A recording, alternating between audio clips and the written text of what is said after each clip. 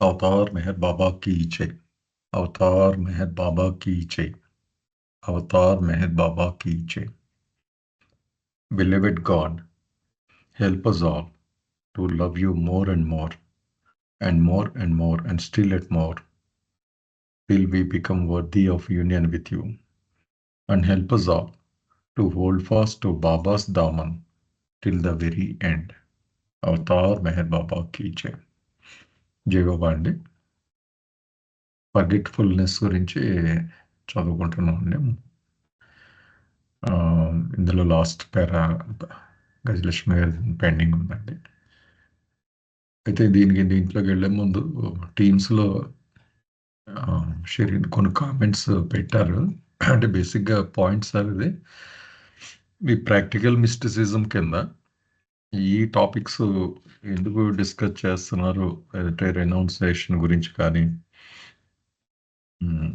Approach to the individual, వైరాగ్య, వైతాగ్, అలాగే forgetfulness, ఈ 4 టాపిక్స్ వచ్చినాయి కదా అని ఏదో డిస్కషన్. కళ్యాణ్ కూడా ఏదో ఎక్స్ప్లెనేషన్ పెట్టారు అక్కడ. బహుశా గాడ్ స్పీక్స్ మెయిన్ చాప్టర్స్లో రిఫరెన్స్ని బట్టి రీఇన్కార్నేషన్ నుంచి అంతర్ముఖుడై ప్రయాణించడానికి సంబంధించి పెట్టారు. అదే షిరీన్ కూడా మెన్షన్ చేశారు. ఇది ఏమన్నా మీరు ఏమైనా ఇస్తారా సార్ ఎక్స్ప్లెనేషన్ దీని మీద? అంటే దీని కింద ప్రాక్టికల్ మిస్టిసిజం అని మెయిన్ హెడ్డింగ్ పెట్టి సబ్ టాపిక్స్ 4 ఎందుకు పెట్టారు అన్నది క్వశ్చన్ అనమాట.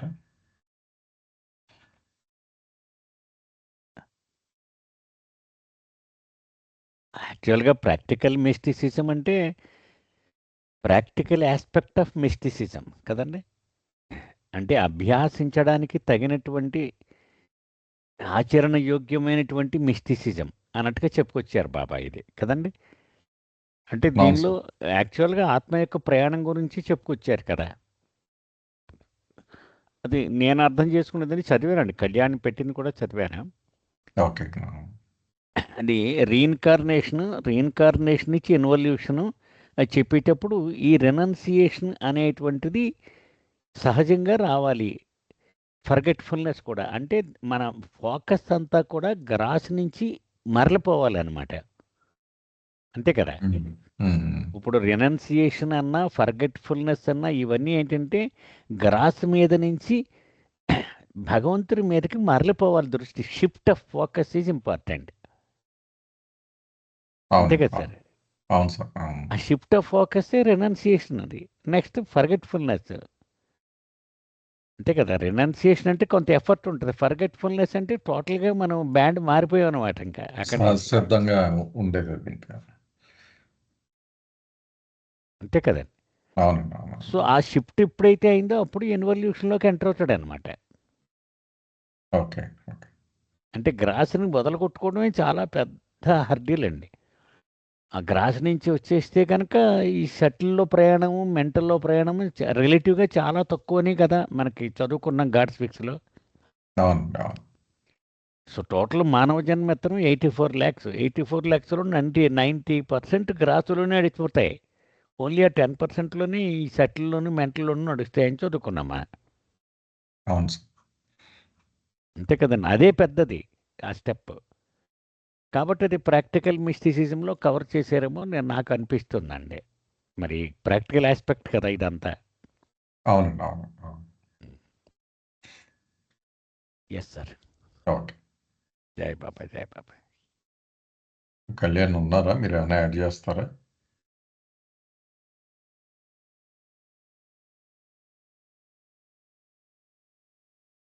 ఓకే. జయబాబా సార్ అదే చెప్పింది అదే లైన్ లో ఉన్నట్టుంది అనిపిస్తుంది సార్. అడిషనల్ గా యాడ్ చేయడానికి ఏం అనిపించలేదు. ఓకే, స్టార్ట్ చేద్దామమ్మా గజలక్ష్మి గారు. జై బాబా అండి. హీరో గత వారం మనం ఫర్గెట్ఫుల్నెస్, నార్మల్ ఫర్గెట్ఫుల్నెస్, ఆధ్యాత్మిక పరంగానే ఫర్గెట్ఫుల్నెస్ గురించి డిఫరెన్స్ తెలుసుకున్నాం. ఇంకా దాని గురించి ఇంకా ప్రత్యేకంగా బాబా గారు ఏం చెప్తున్నారు చూద్దాం. The difference between forgetfulness and unconscious is important. and a few examples of types of unconsciousness will help to make it clear. ఈ ఆధ్యాత్మికపరమైన మరపుకి అచేతనానికి మధ్యన తేడా ఏంటో మనం ముఖ్యంగా గమనించాలి అని. దానికి కొన్ని ఉదాహరణలతోటి ఈ డిఫరెన్స్ ఏంటో తెలుసుకుందామని అంటున్నారండి. To begin with, one must remember the forgetfulness is the partial or total detachment of the mind from the physical world, and the consciousness that partial or total deadening of the mind to the physical world. ముందస్తుగా ఈ ఆధ్యాత్మికపరమైన మరపుదనానికిను అచేతనానికి తేడా ఏంటో గుర్తుపెట్టుకోవాలంటే, తేడా తెలుసుకోవాలంటే ఈ బాహ్య ప్రపంచం గురించి పూర్తిగా మర్చిపోవడం, మన మనసుని దాని నుంచి దూరంగా ఉంచుకోవడం అన్నది ఈ ఫర్గెట్‌ఫుల్‌నెస్ అంటే ఈ మరపుతనం. ప్రత్యేకంగా చెప్తున్నా ఈ మర్చిపోవడం అన్నది. అదే అచేతనం అంటే అన్‌కాన్షియస్‌నెస్ కోమా పరిస్థితి ఏంటి అనంటే, ఇది పార్షియల్‌గా కానీ లేదా పూర్తిగా కానీ మనసుని ఈ బాహ్య ప్రపంచంకి అతీతంగా అంటే బాహ్య ప్రపంచం గురించి ఏమీ తెలియకుండా ఉండటం. ఫిజికల్‌గా అతనికి ఈ మా ఇక్కడ మర్చిపోవడం అనేది కాదు. అతనికి మనసు పూర్తిగా పనిచేయడం మానేసింది. అంటే ఈ పరిస్థితిలో అతను ఫిజికల్‌గా బ్రతికి ఉన్నా కూడా మానసికంగా చనిపోయినట్టే లెక్కను. The former gives rise to various degrees of spiritual ecstasy, and the latter to various degrees of cessation of pleasure and pain.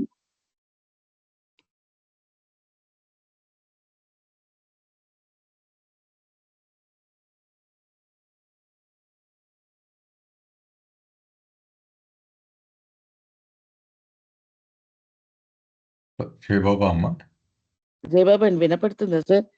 వినపడలేదండి. Correct. మీరు అంటే ద ఫార్మర్ గివ్స్ రైజ్ చదివారు తర్వాత. అచ్చా. The former gives rise to various degrees of spiritual ecstasy, and the latter to various degrees of cessation of pleasure and pain. ఈ forgetfulness అనేది ఏమిస్తుందంటే ఆధ్యాత్మికంగా ఆనందాన్ని ఇస్తుంది. అంచెల వారీగా ఉన్న ఆనందాన్ని ఇస్తుంది. రెండవది ఈ ఫిజికల్ శరీరం అంటే ఈ శరీరానికి బాధ గాని, సుఖదుఖాలు గాని, కష్ట నష్టాలు గాని ఏమి కూడాను అనుభవంలోకి రాదు. అవి ఉన్నప్పటికీ కూడాను మనసు ఇక్కడ స్పందించట్లేదు కాబట్టి ఇవన్నీ కూడాను ఈ శరీరానికి ఏమీ తెలీదండి. జయబాబా అండి. జయబాబు ఏమన్నా ప్రశ్నలు ఉన్నాయండి?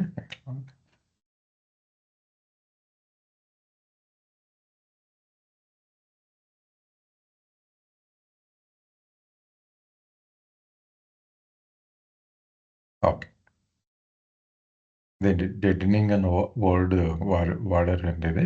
అంటే ఒక విధంగా స్తంభించిపోవడం, చనిపోవడం లాంటిది కావచ్చు. అది అంటే చనిపోవడం కాదు, కానీ అక్కడ మైండ్ ఉన్నా కూడా మొదటి దాంట్లో విముఖత ఉంటుంది టోటల్‌గా. అటువైపు ఇంట్రెస్ట్ ఉండదు. ఇక్కడ మైండ్ అన్నదే షట్ డౌన్ అయిపోతుంది అన్నట్టుగా అనిపించింది నాకు ఇక్కడ. అది ఉండదు కనుక వివిధ స్థాయిల్లో మనం బాడీగా అనుభవించే ఆనందం, బాధ ఉంటాయి బాడీ పరంగా. అవి వివిధ స్థాయిల్లో షట్ డౌన్ అయిపోతాయి ఇక్కడ. వేరేజ్ మొదటి దాంట్లో స్పిరిచువల్ ఎక్స్టసీ వస్తుంది డిటాచ్మెంట్లో, ఫర్గెట్ఫుల్నెస్లో. మొదటి దాంట్లో మైండ్ పనిచేస్తూ ఉంటుంది సార్. ఎందుకంటే అక్కడ మనం బాహ్య ప్రపంచాన్ని మర్చిపోయాం గానీ అంతర్ముఖ ప్రయాణంలో మనసు ఇంకా పనిచేస్తూనే ఉంటుంది కదా. అవునండి. రెండో దాంట్లో మనకు అంతర్ముఖ ప్రయాణం లేదు ఇక్కడ. మన బాహ్య ప్రపంచం నుంచి మనసు మైండ్ పనిచేయడం మానేసింది. అది ఓన్లీ ఫిజికల్ గా ఉండే శరీరానికి కలిగే కష్ట నష్టాల గురించినంత వరకు మట్టుకే అది ఏంది ఆధ్యాత్మికంగా ఏమీ ముందుకేం వెళ్ళట్లేదు. అవునండి. Deadening of the mind to the physical world. Physical body. మిగిలిన వాళ్ళు ఏమైనా యాడ్ చేస్తారండి దీని మీద?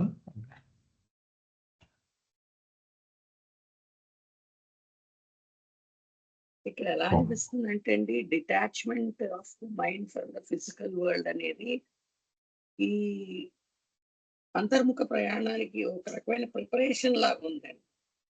అండ్ ఇంకా total deadening of the mind to the physical world అంటే ఇంకా అంతర్ముఖ ప్రయాణంలోకి ప్రవేశించినట్టు నాకు అనిపించిందంటే జయ బాబా అలా అనిపించిందండి.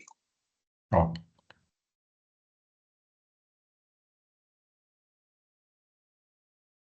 ఓకే, మీరు సమ్అప్ చేయండి సార్ ఇది. జయ బాబా అండి. బాబా ఇక్కడ ఒక ఇంపార్టెంట్ విషయాన్ని మనకి ఎక్స్ప్లెయిన్ చేస్తున్నారండి. మర్చిపోవడం, అసలు చైతన్యమే లేకుండా పోవడం, ఈ రెండిటి మధ్య చాలా డిఫరెన్స్ ఉంది సుమా.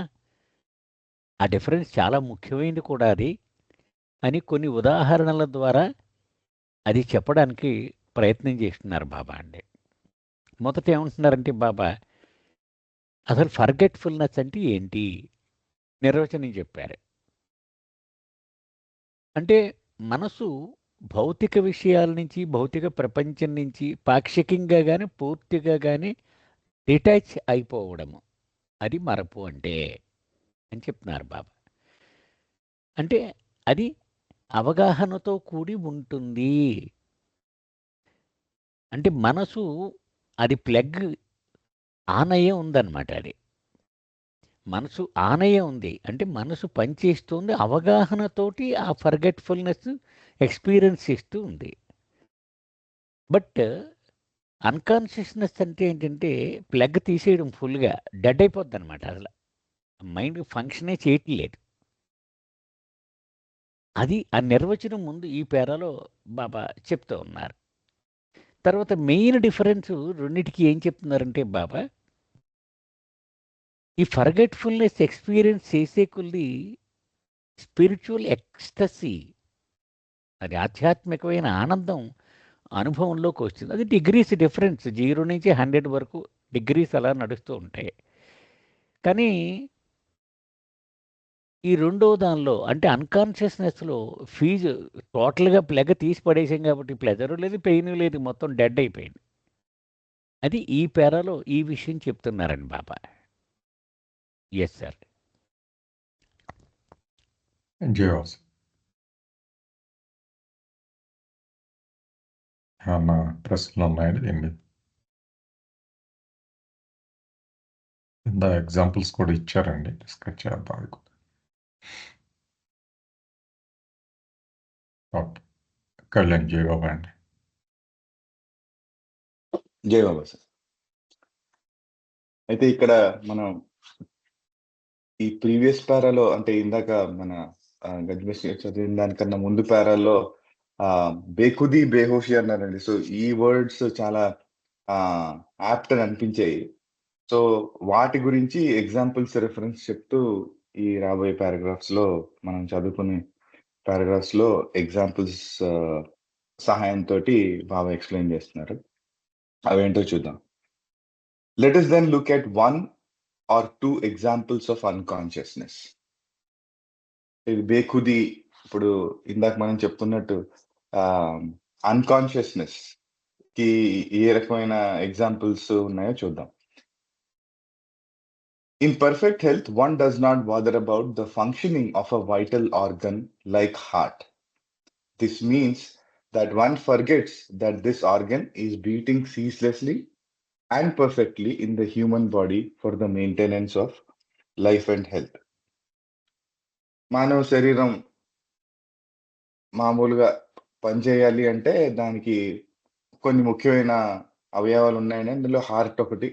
హార్ట్ అనేది మనం సాధారణంగా ఒక వ్యక్తికి హార్ట్ పనిచేస్తుందో లేదో అనేది మామూలుగా అన్ని నార్మల్ గా ఉండి అన్ని నిరంతరంగా పనిచేస్తూ పర్ఫెక్ట్ గా దాని ప్లేస్ లో అది హార్ట్ కొట్టుకుంటుంది అంటే దాని గురించి అసలు పట్టించుకోడు. దాని గురించి అది ఫోకస్ లోకి రానే రాదు. ఇఫ్ హౌఎవర్ అంటే అలా జరిగినప్పుడే అది హెల్త్ ని సపోర్ట్ చేస్తున్నట్టు లైఫ్ ని, అంటే దాని గురించి పట్టించుకోకర్లేదు ప్రత్యేకంగా. అది నిరంతరంగా పనిచేస్తూనే ఉంటుంది. If, however, there is a disturbance in the cardiac rhythm, there is immediate discomfort. And if there is a cardiac infarct, there is immediate precordial pain. ఒకవేళ ఏదో కారణం చేత ఒక డిస్కంఫర్ట్, ఒక డిస్టర్బెన్స్ కానీ వచ్చినట్టయితే ఆ కొట్టుకునే విధానంలో, రిథమిక్ గా ఫంక్షన్ అయ్యే ప్రాసెస్ లో ఏదైనా ఒక డిస్టర్బెన్స్ వచ్చింది ఏ కారణం చేత అయినా సరే, దానివల్ల వచ్చే ఇబ్బంది ఇమీడియట్ గా తెలిసిపోతుంది. అది ఇదే కారణం చేతనే అవ్వచ్చు. మనం బహుశా ఈ హార్ట్ రేట్ పెరిగినా సరే కొన్నిసార్లు మనం ఫిజికల్ స్ట్రెస్ వల్ల దీని వల్ల కానీ, లేదా కార్డియాక్ ఇన్ఫాక్ట్ అంటే మామూలు సాధారణంగా రక్త ప్రసారం, హార్ట్ కు ఉన్న టిష్యూకి రక్త ప్రసారం ఆగిపోయినట్టయినా, సరిగ్గా జరగలేకపోయినా సరే ఇమీడియట్ గా పెయిన్ మొదలైపోతుంది. అది సాధారణంగా ఈ మనం వినే కార్డియాక్ అరెస్ట్ లో కానీ, హార్ట్ అటాక్ లో కానీ అదే వింటా ఉంటాం. సో ఆ డిస్కంఫర్ట్, డిస్టర్బెన్స్ వచ్చినప్పుడు తెలిసిపోతుంది. నార్మల్ గా ఫంక్షన్ అవుతున్నప్పుడు ఏమి తెలియదు దాని గురించి. ఆ డిఫరెన్స్ చెప్తున్నారండి ఇక్కడ. In either case one is reminded that one has heart. The sensation of discomfort are pain, though it arises from the heart, is felt only because of the functioning of the mind. చూడండి, ఇక్కడ ముఖ్యమైన విషయం చెప్తున్నానండి. అయితే ఈ వచ్చిన గుండెకి వచ్చిన ఇబ్బంది కానీ, కలిగిన పెయిన్ కానీ, అది హృదయానికి వచ్చినా లేదా ఏ అవయవానికి వచ్చినా, యాక్చువల్లీ మనకి దాని ద్వారా పెయిన్ అనే ప్రాసెస్ తెలిసేది ఎలాగా? మైండ్ ద్వారా. మైండ్ ఫంక్షన్ అవుతుంది కాబట్టి దానికి దీనికి మధ్యలో సిగ్నల్స్ నర్వస్ సిస్టమ్ లో ఆ ప్రక్రియలో భాగంగా జరుగుతాయి. కాబట్టి మైండ్ ఉంది కాబట్టి ఇక్కడ ఏదో డిస్టర్బెన్స్ ఉందని పెయిన్ ద్వారా తెలుస్తుంది. When pain reaches its climax, unconsciousness may supervene, a break in the threads of consciousness that enables one to forget the pain. అయితే ఈ సిగ్నలింగ్ ఏ రూపంలో జరుగుతుందంటే, బ్రెయిన్ కి ఇక్కడ డిస్కంఫర్ట్ ఉంది, పెయిన్ కలుగుతుంది అనేది ఒక ఫీలింగ్ అన్నమాట, ఒక ఇమోషన్, అది తెలుస్తుంది. అయితే అది యాక్చువల్లీ దేనికి? ఒక డిస్టర్బెన్స్ కి ఒక సిగ్నల్, డిస్టర్బెన్స్ ఉంది అని. అది ఎప్పుడైతే ఒక లిమిట్ చేరిపోతుందో, ఒక శిఖర స్థాయికి చేరిపోతుందో, అంటే దాన్ని భరించలేనంత స్థాయికి చేరిపోతుందో, అప్పుడు ఏమవుతుందంటే అన్కాన్షియస్నెస్, అంటే సిస్టమ్ ఎలాగంటే నర్వస్ సిస్టమ్ బ్రెయిన్ ఫంక్షనింగ్ తో పాటుగా ఈ అవయవాలు జనరేట్ చేసే డిస్కంఫర్ట్ ద్వారా కలిగే పెయిన్ కూడా దాన్ని అంతా కూడా సూపర్వీన్ చేసేటట్టు, దాన్ని ఇంకా ఆ స్థాయి భరించలేదు కాబట్టి దానికి ఒక కవరేజ్ కింద ఏమవుతుంది అంటే అన్కాన్షియస్నెస్, అంటే ఇక్కడ బేహోషి, ఆ స్టేజ్ ఆ దగ్గరికి వెళ్ళిపోతుంది. దాన్ని ఫర్దర్ గా ఎక్స్ప్లెయిన్ చేస్తున్నారు. Break in the threads of consciousness, అంటే ఆ కాన్షియస్ గానే ఉన్నాడు, తెలుస్తుంది ఇబ్బంది ఉందని కానీ వ్యక్తి, కానీ ఆ పెయిన్, డిస్కంఫర్ట్ ఎంత స్థాయికి చేరిపోయిందంటే ఇంకా భరించలేనంత స్థాయి. సో ఆటోమేటిక్ గా ఆ కాన్షియస్నెస్ నుంచి అన్కాన్షియస్నెస్ లోకి వెళ్ళిపోతుంది, ఎందుకంటే ఆ పెయిన్ అనేది తెలియకుండా ఉండాలి కాబట్టి. But this is unconsciousness and not forgetfulness in its spiritual sense. అయితే ఆధ్యాత్మికంగా దీన్ని అర్థం చేసుకోవాలంటే ఇక్కడ అన్కాన్షియస్నెస్ అంటే బేహోషియే. దిస్ ఇస్ నాట్ బేఖుది, అంటే మనకి ఫుల్ సెన్సెస్ లో ఉండి దాన్ని పట్టించుకోకపోవడం కానీ, దాన్ని మర్చిపోవడం అనేది జరగట్లేదు. ఇక్కడ ఫిజికల్ గా, ఫంక్షనల్ గా మనకి దాని గురించి ఏం జరుగుతుందో తెలియదు అక్కడ. ఇందాక ఎక్స్ప్లెనేషన్ ఇచ్చినట్టు ఆ plug తీసేసినట్టే. A surge on by performing a prefrontal leucotomy can interfere with some of the nervous pathways that serve this focusing of the mind on the intractable pain of some incurable disease like cancer. అయితే ఇది సహజంగా ఇందాక మనం చెప్పుకున్నది natural గా body functioning విధానమే. మనం సినిమాల్లో అవి చూస్తా ఉంటాం. ఒక స్థాయికి చేరిపోయిన తర్వాత ఆ వ్యక్తి అన్‌కాన్షియస్ అయిపోతాడు. అంత సివియర్ గా పెయిన్ ఉంది అంటే. అదే పనిని ఒక సర్జరీ రూపంలో కొన్ని వ్యాధులు, క్యాన్సర్ లాంటి బాధాకరమైన వ్యాధులు ఉన్నప్పుడు దానికి ట్రీట్మెంట్ ఏమీ లేదు. సో, ప్రయత్నం అంతా కూడా ఆ పేషెంట్‌కి నొప్పి తగ్గించడమే. సో, అందులో భాగంగా ఏం చేస్తారంట, బ్రెయిన్‌కి ఈ నర్వస్ పాత్‌వేస్ ఏదైతే ఉన్నాయో, ఏవైతే పెయిన్‌ని కలిగించే సిగ్నల్స్ అందజేస్తాయో, ఆ సిగ్నల్స్‌ని దాన్ని తగ్గించడానికి ఏ పెయిన్ అనుభవించగలిగే శక్తి ఏదైనా ఆ శక్తిని తగ్గించడానికి ఫోకస్ చేస్తాయి. సో, అది ఆ రకంగా ఆ సర్జరీ ద్వారా గూడా అదే పని చేయొచ్చు. ఇది అగైన్ ఓ విధంగా అన్‌కాన్షియస్‌నెస్ గాని, అంటే ఫుల్‌గా కాన్షియస్‌నెస్ కట్ చేయట్లేదు కానీ, ఏదైతే మెయిన్ సిగ్నల్ అందజేస్తుందో పెయిన్ గురించి దాన్ని ఆహ్, దాని మీద వర్క్ చేస్తున్నారు. After this operation, the pain is still there, but the patient ceases to direct his mind towards it and so ceases to bother about it. So, ఇందులో యాక్చువల్‌గా మనం చూసినట్టయితే క్యాన్సర్ అనే వ్యాధి తగ్గిపోయిందా? క్యాన్సర్ లాంటి వ్యాధి ఏమైనా తగ్గిపోయిందా అంటే లేదు. యాక్చువల్‌గా దాన్ని ట్రీట్ చేయట్లేదు. ఓన్లీ ఆ పెయిన్ ఫీలింగ్ అవ్వకుండా చూస్తున్నారు. అంటే 2 రకాలుగా మనం పెయిన్ అనేది తగ్గించొచ్చు అని చెప్తున్నారు. ఒకటి కారణాన్ని ఫిక్స్ చేయడం. రెండోది పెయిన్ అనే సెన్సేషన్‌ని తగ్గించడానికి చూడడం. సో, ఇది రెండో పని ఇక్కడ మనం ఈ సర్జన్ చేసింది. మనం చాలా సార్లు చదువుకుంటామండి పారాసిటమాల్ పనిచేసే విధానం కూడా ఏంటి అంటే, ఈ మామూలుగా అది బ్రెయిన్ ఫంక్షనింగ్ మీద, అంటే ఈ పెయిన్ అనే విధాన్ని, మీకు తలనొప్పొస్తుంది. తలనొప్పి రూట్ కాజ్ అది ఫిక్స్ చేయదు. బ్రెయిన్‌కి తలనొప్పి ఉంటుంది అనే ఏదైతే పెయిన్ అనే ఫీలింగ్ ఉందో, ఆ ఫీలింగ్ మీద పనిచేస్తుందది. సో, ఆ కారణం చేతే కారణం తెలియకుండా వాడేయొద్దు అంటూ ఉంటారు. సో, అదే రకంగా అది కూడా ఇక్కడ అదే ఎగ్జాంపుల్, అదే వర్కింగ్ విధానం అదేలాగా అనిపించిందండి ఇక్కడ. అందుకని మెన్షన్ చేయడం జరిగింది. This again is a part of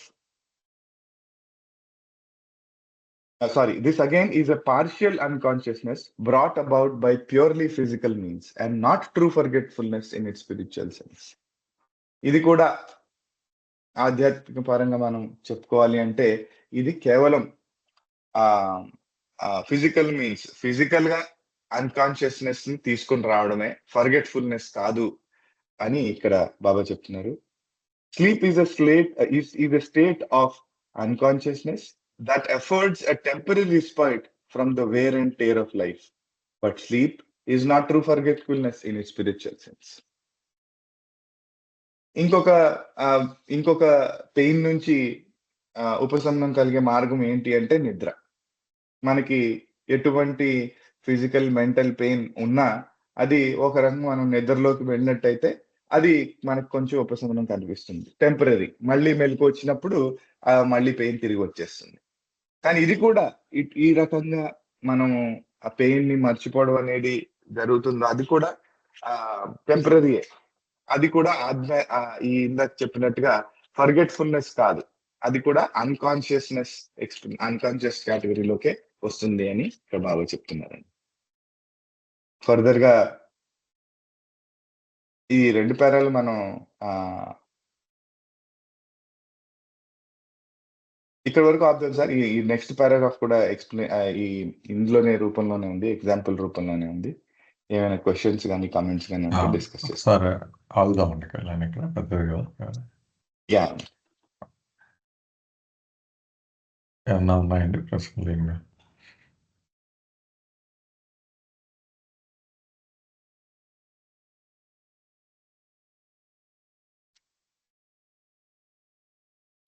కొంచెం క్లినికల్ టర్మ్స్ వాడారండి బాబా. కాకపోతే మనకి మీనింగ్ అర్థమైపోతుంది ఇక్కడ. స్ట్రెయిట్ ఫార్వర్డ్ మీనింగే ఉందని అనిపిస్తుంది. అవునండి. అంటే అప్పటికే క్యాన్సర్ అంత ప్రివిలెంట్ అనమాట. ఎగ్జాంపుల్ కింద వాడారు కదా ఇక్కడ. అంటే ఇది ఎప్పుడో కనిపెట్టారు సార్. ఇలాగ బ్రెయిన్ పెయిన్ అనే సెన్సేషన్ తగ్గించడానికి ఈ విధానం అనేది ఎప్పుడో కనిపెట్టారు ముందే. అదేండి గ్యాస్, లాఫింగ్ గ్యాస్ అని ఇలా ఇచ్చి ఏదో పెయిన్ లేకుండా చేయడం అది ట్రెడిషనల్గా.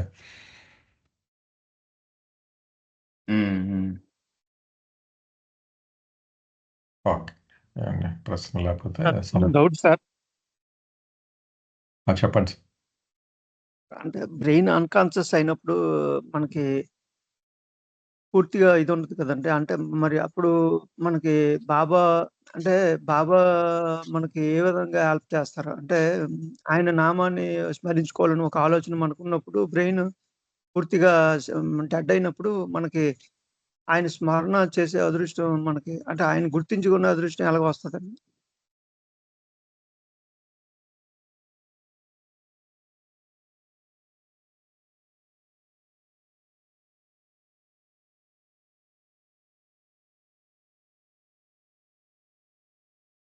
కళ్యాణ్ మీరేం చెప్తారా అది? అది సార్ ఈ క్వశ్చన్ కొంచెం అర్థం చేసుకుంటున్నా సార్. అదే అంటే ఏ కాంటెక్స్ట్ లో సార్ మీరు అడిగిందంటే ఇప్పుడు మనం మనం నిద్రపోతున్నాం ఎగ్జాంపుల్ చెప్పారు ఇక్కడ, అప్పుడు అన్కాన్షియస్ కింద లెక్క. ఆ టైంలో బాబాని ఎలా గుర్తు చేసుకుంటాం, లేకపోతే ఏదైనా అన్కాన్షియస్ అలా అయిపోతాం? అలా కాదు సార్. అంటే ఇప్పుడు మన ఫిజికల్‌గా మనకి ఏదైతే డ్యామేజ్ వస్తదో అంటే ఆ స్టేజ్ వస్తదో, ఆ స్టేజ్ వచ్చినప్పుడు మనకు మైండ్‌లో ఉంటది. బాబాను గుర్తుపెట్టుకోవాలని మామూలుగా జనరల్‌గా ఉంటది. అంటే ఆ కాన్షియస్ అది ఆటోమేటిక్‌గా జరిగినప్పుడు యాక్సిడెంటల్‌గా జరిగినప్పుడు ఆ బ్రెయిన్ పూర్తిగా డెడ్ అయినప్పుడు మనం ఆ తండ్రిని ఎలా గుర్తుపెట్టుకుంటాం అంటే ఆయన్ని మనకు ఆయన కావాలి కదండీ! అందువల్ల మనం ఆ స్పాట్‌లోనే మనకి ఏ విధంగా బాబా సహాయం చేస్తాడనేసి.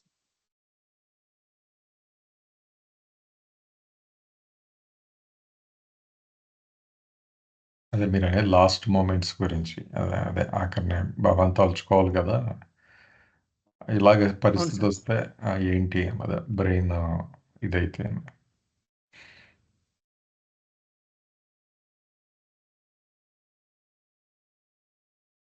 అదేలేండి కొంచెం కాంప్లికేటెడ్ క్వశ్చన్, మనం కాంట్ గెస్ ఇట్.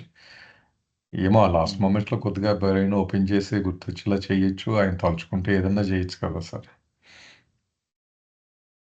అంటే హైపోథెటికల్ కదా, అంటే అది ఎలా చేస్తారు ఒకళ్ళ మీద అన్నది మనం ఇంకా మనం అది అనలైజ్ చేయలేం కదా, అది అసలు ఆయన ఎలా చేస్తారు.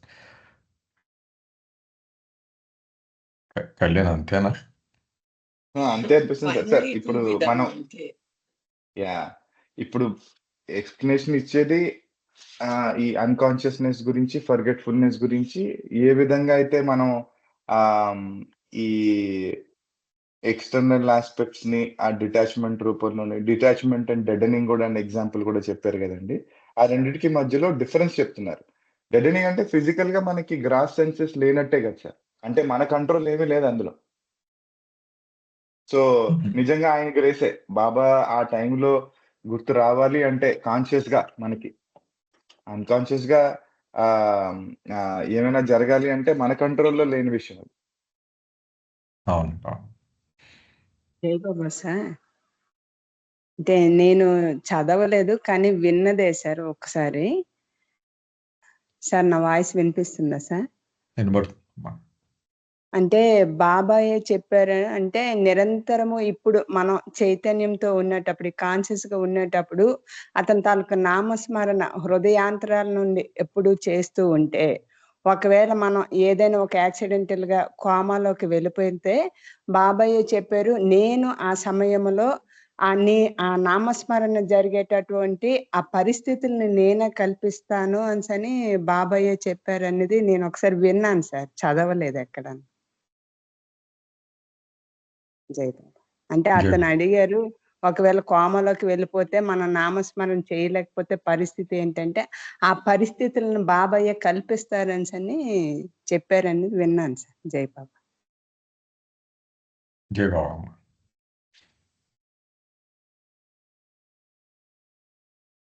ఓకే. సమ్మప్కి వెళ్దామండి నెక్స్ట్. జై బాబా సార్.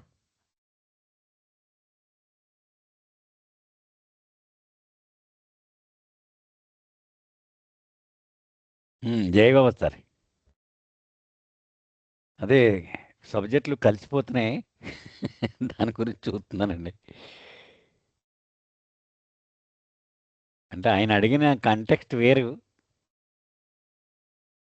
అయితే మనం we should try to sort it out కదా! అది చూస్తున్నాను అనమాట.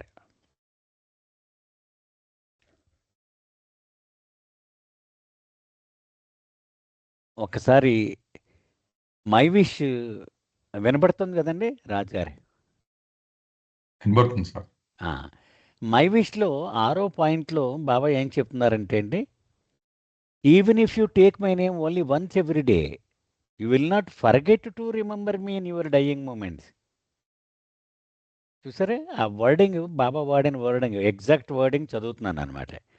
రోజుకి ఒక్కసారి నా నామాన్ని నువ్వు తలుచుకున్నా కూడా నీ అంతిమ గడియలందు నన్ను జ్ఞాపకం చేసుకోవడం మరచిపోవు అని చెప్తున్నారు బాబా. అంటే మన బ్రెయిన్ ఏమో డిస్కనెక్ట్ అయిపోయి అన్కాన్షియస్ అయిపోయి ఉంది. మరి ఎలాగ మర్చిపోవు అంటే ఆయన తీసుకుంటాడనమాట రెస్పాన్సిబిలిటీ. అది ఇందాక రాధమ్మ గారు చెప్పిన దానికి ఇక్కడ ఉందన్నమాట. అది 'మై విష్‌లో' లాస్ట్ పాయింట్, లాస్ట్ సెంటెన్స్ 6వ పాయింట్‌లో అది. Even if you take my name only once every day, you will not forget to remember me in your dying moments. You will remember అంటలేదు ఆయన, you will not forget to remember అంటే ఆయన జ్ఞాపకం చేస్తాడనమాట. అది bus. ఇప్పుడు ఎవరండి పరీక్ష అడిగింది? మెహర్ కుమార్ గారా ప్రశ్న వేసింది? అవును సార్. అవును sir. Jayababu sir. Sorry sir. Jayababu అంటే సార్. మన అంటే అడగాలి. ఇక్కడ కంటెక్స్ట్ కాదు అయినప్పటికీ అది అలా వదిలేయకూడదని అది చెప్పేశారు. Thank you sir. Thank you sir. జై సారీ బాబా, సార్. జై బాబా, జై బాబా. ఇప్పుడు ఇందులోకి వెళదామండి. ఇప్పుడు మనం ఇక్కడ బాబా ఫర్గెట్ఫుల్నెస్కి, అన్కాన్షియస్నెస్కి మధ్య ఉన్నటువంటి డిఫరెన్స్ గురించి చెప్పుకుంటూ వస్తున్నారు. మొట్టమొదట అన్కాన్షియస్నెస్ అంటే ఏంటో చెప్పారు, ఫర్గెట్ఫుల్నెస్ అంటే ఏంటో చెప్పారు. ఇప్పుడు యాక్చువల్గా దాని గురించి డీటెయిల్డ్గా చెప్తున్నారనమాట. ఉదాహరణ ఏం చెప్తున్నారంటే బాబా, మనకి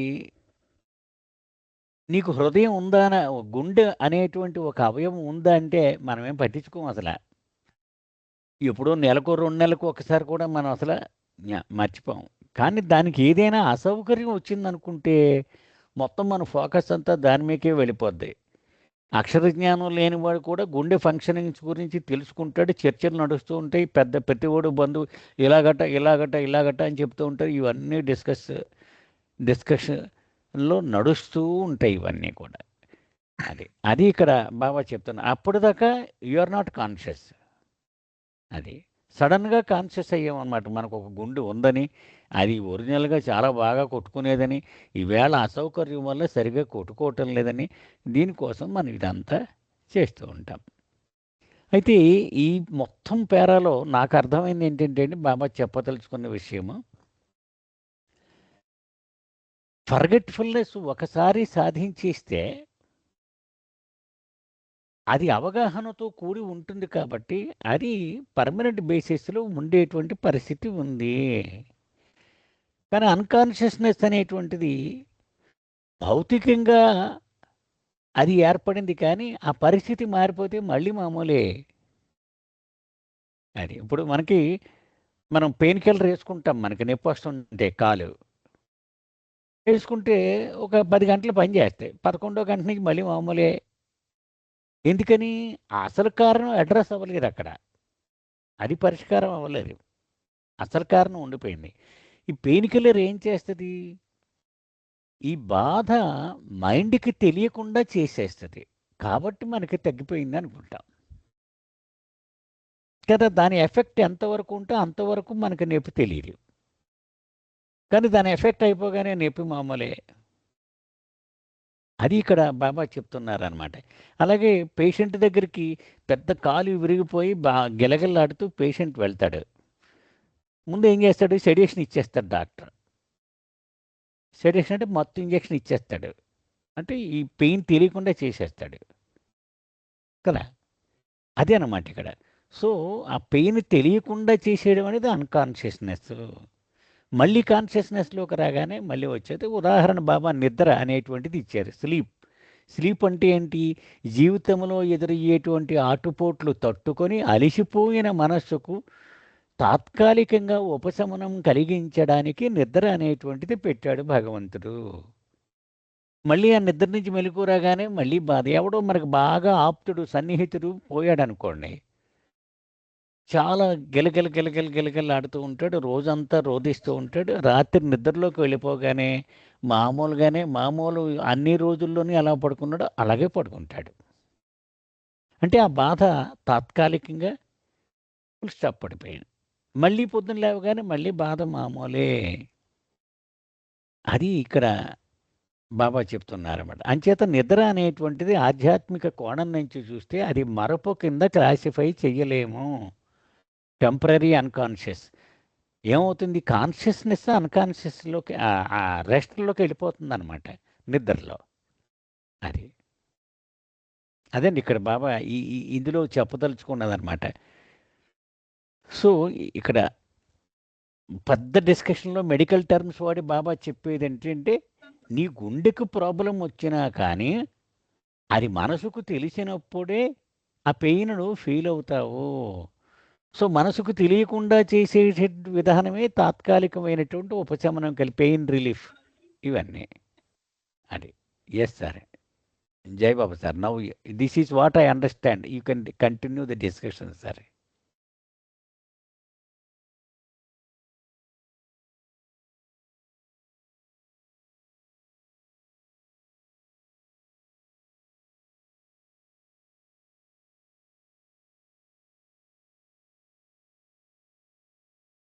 జై బాబా సార్.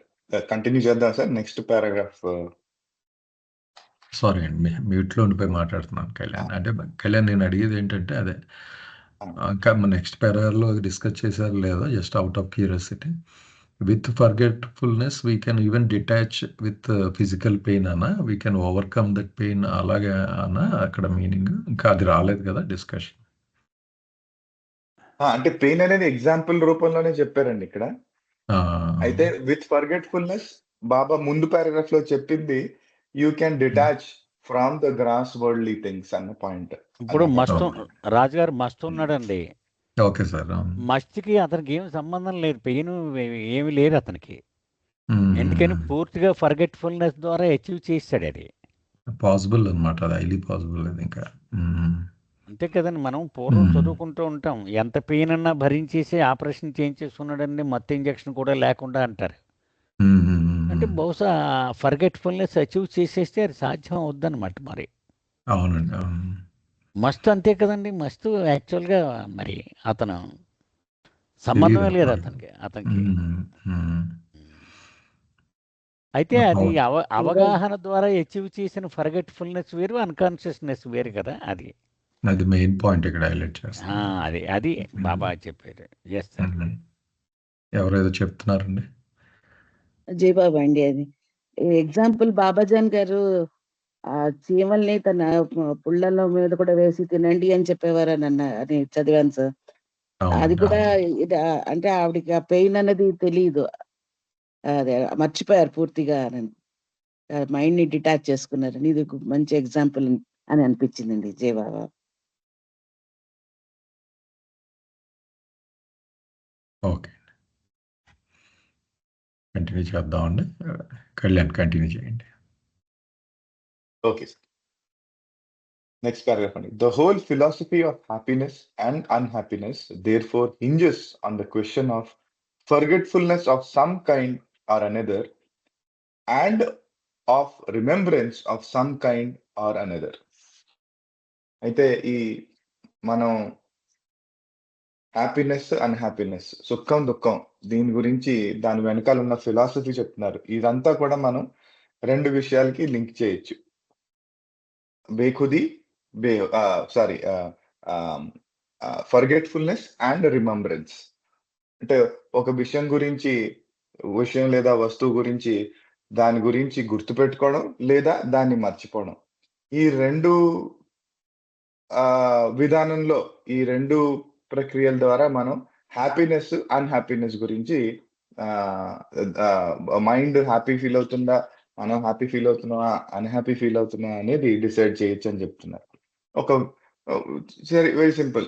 హ్యాపీగా అంటే ఒక మంచి విషయం జరిగింది. ఆ వార్త తెలిసింది. ఆ వార్త గురించి ఆహ్, మన రిమెంబరెన్స్ మళ్ళీ దాన్ని దలుచుకుంటే హ్యాపీ ఫీలింగే కలుగుతుంది.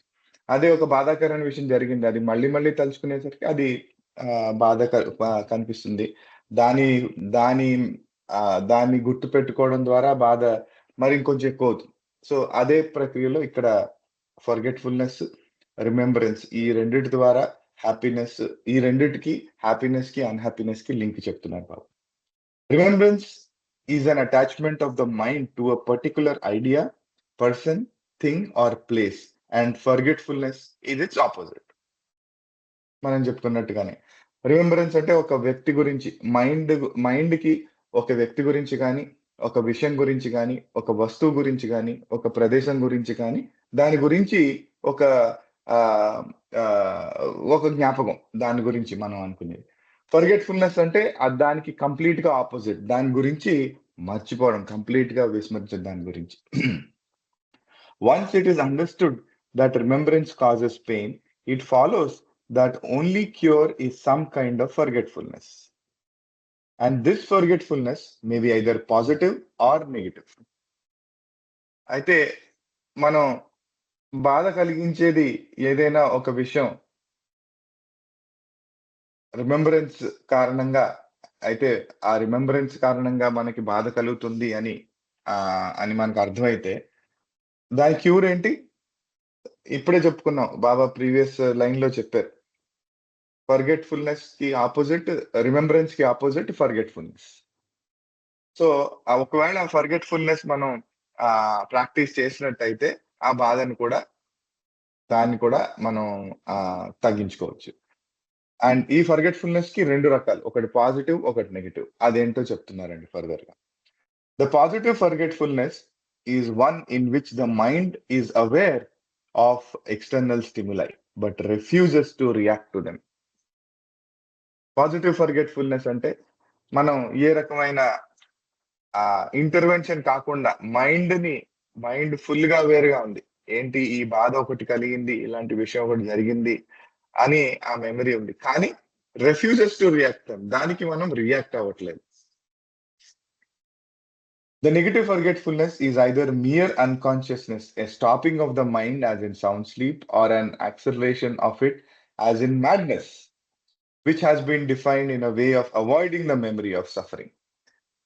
నెగటివ్ ఫర్గెట్‌ఫుల్‌నెస్ అంటే ఏంటో ఇక్కడ చెప్తున్నారు. ఏంటి నెగటివ్ ఫర్గెట్‌ఫుల్‌నెస్ అంటే? అన్‌కాన్షియస్‌నెస్ అంటే బేహోషి. అంటే ఏదో విషయంగా, ఏదో ఆహ్, విధంగా ఆహ్, పెయిన్ కలిగించే మెమరీ ఏదైతే ఉందో దాన్ని కట్ చేయడం. అది నిద్ర ద్వారా గాని, ఈ సెడేషన్ ద్వారా గాని, లేదా ఇక్కడ మాడ్నెస్ గురించి చెప్పారండి. Or an acceleration of it. అంటే సౌండ్ స్లీప్‌ని మనం ఇండ్యూస్ చేసే ప్రకారాన్ని అది ah, stopping of the mind through acceleration. అంటే కొంతమందికి ఆహ్, ఒక్ ఏ ఏ కేసెస్‌లో ఎప్పుడైతే ఆ బాధ కలిగించే ఫీలింగ్ ఏదైతే ఉందో అది ఒక షాక్ రూపంలో గాని, ఒక సివియర్ ఇంపాక్ట్ రూపంలో గాని వాళ్ళకి కలిగినట్టయితే ఆ మైండ్ ఫంక్షనింగ్ ఆగిపోతుందన్నమాట. దాని ద్వారా దాన్ని మనం మాడ్నెస్ అంటాం. ఎందుకంటే నార్మల్ ఫంక్షనింగ్ ఆగిపోయింది. సో, నార్మల్ ఫంక్షన్ ఆగిపోవడం ద్వారా వాళ్ళు ఈ నెగెటివ్ ఫర్గెట్‌ఫుల్‌నెస్ దాంట్లోకెళ్ళిపోతున్నారు. అది కూడా అన్‌కాన్షియస్ లోకే వస్తుంది. ఆహ్, ఇక్కడ తర్వాత చెప్తున్నారు madness which has been defined as a way of avoiding the memory of suffering. అంటే మనం చూస్తా ఉంటాం. ఆహ్, ఎవరైనా దగ్గర వాళ్ళు చనిపోవడంతోటి బాగా అటాచ్‌మెంట్ ఉంటే వాళ్ళ లాస్‌ని వాళ్ళు యాక్సెప్ట్ చేయలేరు. సో, దానికి వాళ్ళ మైండ్ ఏ రకంగా పనిచేస్తుంది అంటే, ఇంకా వాళ్ళు ఉన్నట్టే ఆ మెమరీ కింద బిహేవ్ చేస్తుంది. అదే ఉన్నాడు ఏంటి ఇక్కడున్నాడు అని ఆ రకంగా మాట్లాడతాం. మనకి పిచ్చివాళ్ళలాగా వాళ్ళ బిహేవియర్ అనిపిస్తుంది. ఎందుకంటే అది వాళ్ళు ఆహ్, ఆహ్, ఆ మెమరీని ఈ ఈ నిజాన్ని యాక్సెప్ట్ చేయలేదు. ఆ పాత మెమరీతోనే అటాచ్ అయ్యి ఉన్నారు. Either sleep or madness may be artificially induced in various degrees by use of intoxicants or drugs. But this is also a negative way of overcoming remembrance. నిద్ర కానీ ఈ ఏదైతే మనం పిచ్చి అంటున్నాం అవి ఒక రకంగా మందు ద్వారా కానీ ఈ ఇంటాక్సికెంట్స్ లేదా మాదక ద్రవ్యాల ద్వారా కానీ దాని ద్వారా కూడా ఇండ్యూస్ చేసే అవకాశం ఉంది. కానీ ఇవి కూడా ఈ అన్కాన్షియస్నెస్ రూపంలో దాన్ని నెగటివ్ ఫర్గెట్ఫుల్నెస్ రూపంలోకి వస్తాయి. ఇది కూడా దాన్నే negative way of overcoming remembrance.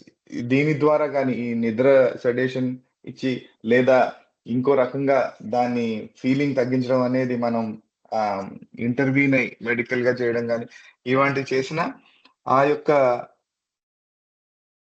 Practice ని మనం నెగటివ్ ఫర్గెట్ఫుల్నెస్ మార్గంలోనే చెప్పలేదు. అన్కాన్షియస్నెస్ ఇండ్యూస్ చేయడం ద్వారానే జరుగుతుంది ఇది. ముందు మనం చెప్పుకున్నట్టు complete fully aware of external stimuli ఆ రకంగా కాకుండా ఇది కూడా నెగటివ్ వేలోనే జరుగుతుంది. ఈ రకంగా ఈ పారాగ్రాఫ్ లో రిమెంబరెన్స్ ఫర్గెట్ఫుల్నెస్ ఈ యొక్క దీనికి మధ్యలో డిఫరెన్స్ ఇక్కడ బాబా ఎక్స్ప్లెయిన్ చేశారండి. ఏమైనా క్వశ్చన్స్ కానీ కామెంట్స్ కానీ ఉంటే డిస్కస్ చేయొచ్చు. జై బాబా సార్. జై బాబా.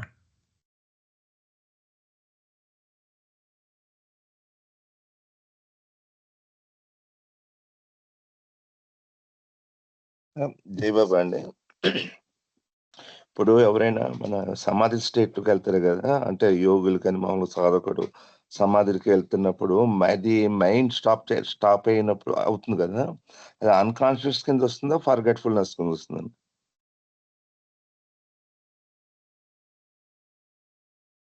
జై బాబా సార్, సమాధి స్థితి అంటే మైండ్ పని చేయకపోవడం కాదండి, మైండ్ స్లో డౌన్ అయిపోతుందండి. సో ఆ టైంలో అతనికి ఏమైనా ఫిజికల్ పెయిన్ వచ్చింది కోండి, భౌతికంగా ఏదో హార్ట్ కానీ, ఆ పెయిన్ అతను ఫీల్ అవుతాడండి ఫీల్ అవ్వడండి? అది నాకైతే ఐడియా లేదు, కానీ మీరు చెప్పిన సమాధి స్థితిలో అంటే అంటే అది అన్కాన్షియస్ టెంపరరీగాను స్లో డౌన్ అయిపోతుంది, స్టిల్నెస్ వస్తుంది. అదే దాన్ని అన్కాన్షియస్ స్టేటే కదా అంటారండి. టెంపరరీగానే అదే ఎన్నాళ్ళు ఉంటాడు అంతవరకు అన్కాన్షియస్, అంటే చుట్టుపక్కల పరిస్థితులు, ఆ చుట్టుపక్కల ఎక్కడ ఉన్నాను అతను ఏరియా కూడా అన్కాన్షియస్ కి వెళ్ళిపోతాడు సమాధి స్టేట్ లో. అంతే అంతేనండి. That's only a temporary stillness అన్నమాట. ఆ టైంలో ఆ పెయిన్ ఏమైనా వస్తే, ఏదైనా ఫిజికల్ పెయిన్ అతనికి వస్తే అతనికి తెలుస్తుందా తెలియదు అంటారా? అంటే అన్కాన్షియస్ లో ఉండడం వలన తెలియదు అంటారా ఆ పెయిన్? ప్రాబబ్లీ అది అతను అనుభవించకపోవచ్చండి ఆ టైంలోను, ఎందుకంటే మైండే కదా చెప్తుంది మనకి, మైండ్ తోనే మనకి కనెక్టెడ్ కదా. అందుకే కొన్ని రకాల రోగాలకి, అంటే ఎంతవరకు తెలియదు, కొన్ని రకాల రోగాలకి అంటారు ఈ మెడిటేషన్ చేస్తే తగ్గిపోతుంది, మెడిటేషన్ చేస్తే తగ్గిపోతుంది. ప్రాబబ్లీ ఆ కనెక్షన్ కట్ అయిపోతూ ఉంటదేమో ఆ కొంచెం సేపు అయినా. ఇప్పుడు ఇందాక తను చెప్పాడు చూడండి, ఆ నర్వ్స్ ఏదైతే కనెక్ట్ చేస్తున్నదో ఆ కనెక్షన్ ని కొంతసేపు కట్ చేస్తుందేమో అని. అది ప్రాబబ్లీ అలా అలా చేయగా ఆ రోగం తగ్గుతుందేమో, అంతే తప్ప పూర్తిగా పోవడం అనేది కాదు. నాకు తెలిసిన వరకు అది అనిపించింది. All these are only temporary means. లేకపోతే వాళ్ళు అసలు డాక్టర్ దగ్గరికి ఇంకా వెళ్ళనక్కర్లేదు కదా. అంటే రామారావు నాకు అర్థమైందండి. యాక్చువల్గా ఫర్గెట్ఫుల్నెస్ అన్కాన్షియస్నెస్ అన్నది డిఫరెన్స్ ఇచ్చింది పై పేరాల్లో అదే భావ. ఇప్పుడు సమాధి స్థితి అన్నది ఎగ్జాంపుల్ ఉంటే అది ఫర్గెట్ఫుల్నెస్సే అంటే నా అజంప్షన్ ప్రకారం. అది అన్కాన్షియస్నెస్ కాదు. ఫర్గెట్ఫుల్నెస్ అంటే is in control totally. Even pain వచ్చినా స్లో డౌన్ చేసేసుకుంటాడు కనుక మైండ్ని, రియాక్షనరీ మూమెంట్స్ని ఇంకా తీసుకోడు అవన్నీ. ఆ శక్తి వచ్చేస్తుంది అన్నమాట అక్కడికి వచ్చాడు నేను అనుకోవడం. అన్కాన్షియస్నెస్ అంటే జస్ట్ మైండ్ న్యాచురల్గా షట్ డౌన్, మామూలు నిద్రలో షట్ డౌన్ అవ్వడం. కానీ ఆయన ఫుల్ కాన్షియస్గా ఉంటూనే ఈ కంట్రోల్స్ దట్ టోటలీ. ఇందులో ఒక ఎగ్జాంపుల్ ఇచ్చారు చూడండి, రియాక్షనరీ మూమెంట్స్ని కంట్రోల్ చేయడం పాజిటివ్ ఫర్గెట్ఫుల్నెస్ అని. ఒక యాక్టివిటీ చేసి దానికి మనం రియాక్ట్ అవుతాం. మైండ్ ఒక వెంటనే అనలైజ్ చేసి వెంటనే రియాక్షన్ సిగ్నల్స్ పంపిస్తూ ఉంటుంది, ఇలా చేయి అలా చేయి అని. ఆ సర్క్యూట్ని టోటల్గా కట్ ఆఫ్ చేసేసుకున్నాడు అనుకోండి, ఏమి ఉండదు. అన్ని చూస్తూ ఉంటాడు, అన్నీ ఉంటాడు, ఆయన మీద ఏం ప్రభావం ఉండదు. అయితే ఇక్కడ రెండో పాయింట్ అంటే కళ్యాణ్ ఇందాక acceleration of it as in madness అన్నారు కదా. అంటే నార్మల్గా నాకు అనిపించింది, ఏదైనా సడన్ ఇన్సిడెంట్స్ జరిగినప్పుడు మనం అబ్జర్వ్ చేస్తుంటాం, అన్కనెక్టెడ్గా ఉంటారు. కొంచెం మైండ్ని మళ్ళించేసుకుని అటుపక్కకి ఇటుపక్కకి మనకు బాగా డిస్టర్బ్ అయ్యాడు అని బయట వాళ్ళు అనుకుంటుంటారు. కానీ ఎవరన్నా పోయినప్పుడు కానీ అది ఇది ఏదో మాట్లాడుతూ ఉంటారు, అది ఇది ఇది అని. అంటే probably is trying to accelerate mind and focusing on other aspects quickly. So Raju garu, అది ఏదన్నారంటే ఇక్కడ ఒక సెంటెన్స్ ఒకసారి చదువుతానండి. The negative forgetfulness is either mere unconsciousness, which is a stopping of the mind as in sound sleep, or an acceleration of it as in madness. ఇక్కడ it అంటే acceleration of it అంటే stopping of the mind ని accelerate చేయడం. It mind కదా, stopping of the mind అండి, mind కాదు.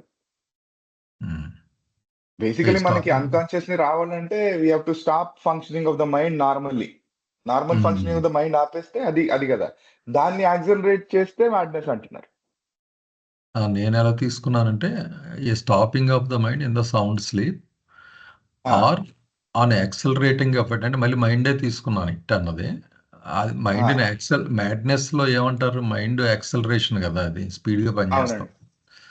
దాన్ని accelerate చేయడం ద్వారా కూడా అంటే వేరే ఆలోచిస్తున్నాం అనుకోండి, ఎక్కువ వేరే డిస్కనెక్ట్ ఆ టాపిక్ తప్ప, దట్ ఆల్సో గెటింగ్ డీఫోకస్డ్ ఏమో అని అలా అనిపించింది. నార్మల్గా అంటే చెప్పండి అదే నార్మల్గా ఎవరైనా చనిపోయినప్పుడు అది కూడా మనం చూస్తుంటాం. కొంత దగ్గర వాళ్ళు ఏంటంటే మనం వెళ్ళి పరామర్శిస్తుంటే వాళ్ళు ఏమో దాన్ని పట్టించుకొని ఏవో మాట్లాడేస్తుంటారు, మనకు తెలుస్తుంటది ప్యాటర్న్. కానీ ఇది అన్నమాట జరిగేది. Is trying is best to accelerate is mind and defocusing on the incident, జరిగిన ఇన్సిడెంట్ మీద. అలా అనిపించింది నాకు. అదే జైలు అంటే అదే avoiding the memory of the suffering. ఆ సఫరింగ్ పార్ట్ కాకుండా వేరే న్యాచురల్ గా మాట్లాడుతున్నట్టు ఉంటారు యాక్చువల్గా. కానీ బట్ ఇట్స్ ఓ టెక్నిక్ అనమాట forgetting that incident and getting out of that pain. అదే వాళ్ళు సహజంగా చేస్తారు మాట కొంతమంది, అదంటే తెలియక మనకి బయట వాళ్ళకి ఏదేదో మాట్లాడతాడు ఏంటి అన్ని ఈ సమయంలో ఇలా అనుకుంటుంటారు. జై బాబా కళ్యాణ్, ఇక్కడ నాకు రాజు గారు చెప్పినట్టు యాక్సలరేషన్ ఆఫ్ ఇట్ అంటే మైండ్ అనే అనుకున్నాను. ఎందుకంటే మామూలుగా కూడా బాబా ఒక డిక్లరేషన్ ఇచ్చారు కదా, మైండ్ మామూలుగా పనిచేస్తుంటే మ్యాన్ అని, ఫాస్ట్ గా పనిచేస్తుంటే అండ్ యాక్సిలరేటెడ్ గా పనిచేస్తే పిచ్చి అని, తర్వాత ఏమో స్లో డౌన్ అయిపోతే మస్త్ అని, అసలు పని చేయకపోతే గాడ్ అని చెప్పారు కదా. సో ఆ దృష్టిలో నేను యాక్సిలరేషన్ ఆఫ్ ఇట్ అంటే మైండ్ అనే అనుకున్నాను. స్టాపింగ్ ఆఫ్ ద మైండ్ అన్నావు చూడు, అది నాకు ఇంకా ఎక్కలేదు, మైండ్ అనే అనిపించింది. జై బాబా. ఓకే, వేరే ఫర్దర్గా ఉన్నాయండి, లేకపోతే సమ్అప్కి వెళదాము దీని మీద. అదే కొంచెం ఇవి పారాగ్రాఫ్స్ అండ్ ఇవి కొంచెం సైకలాజికల్ లెవెల్లో ఉన్నాయి కనుక ఇవి కొంచెం అబ్జర్ప్షన్ కష్టం అవుతుంది, కానీ అర్థమవుతుంది బేసిక్గా అవుటర్ లెవెల్లో.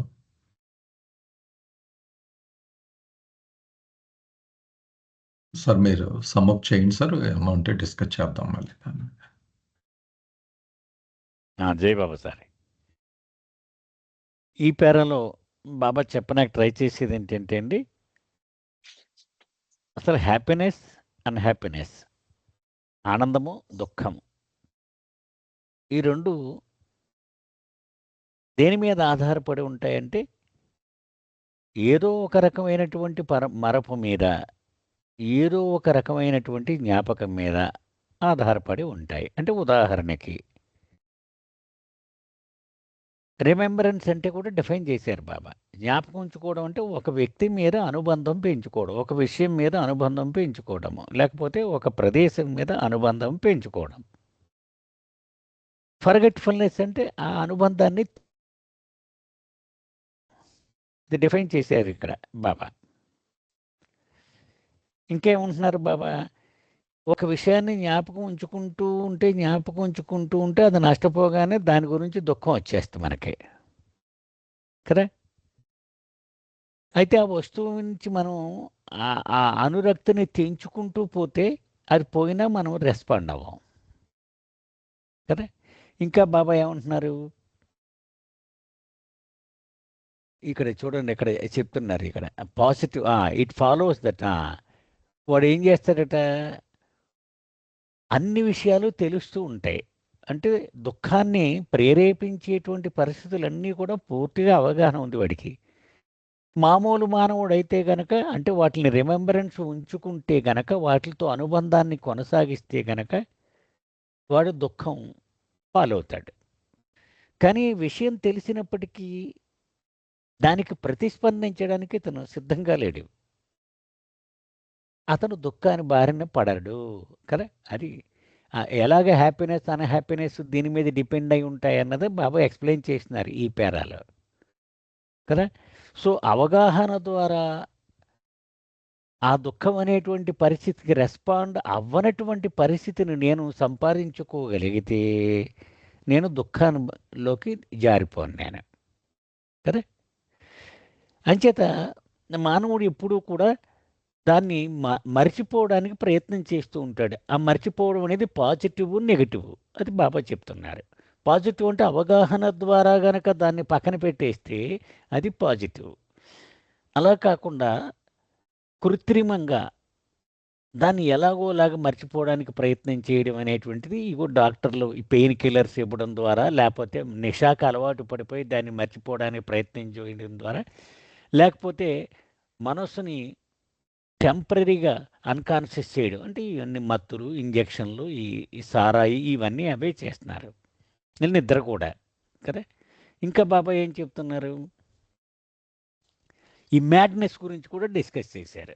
మ్యాడ్నెస్ అంటే మనసుని ఆ దుఃఖానికి లోనైపోకుండా టకటకమని సబ్జెక్టులు మార్చేస్తూ పోవడమే మ్యాడ్నెస్ అంటే కదా. మైండ్ వర్కింగ్ ఫాస్ట్, కుదురుగా ఒక విషయం మీద లగరమే ఉండదు.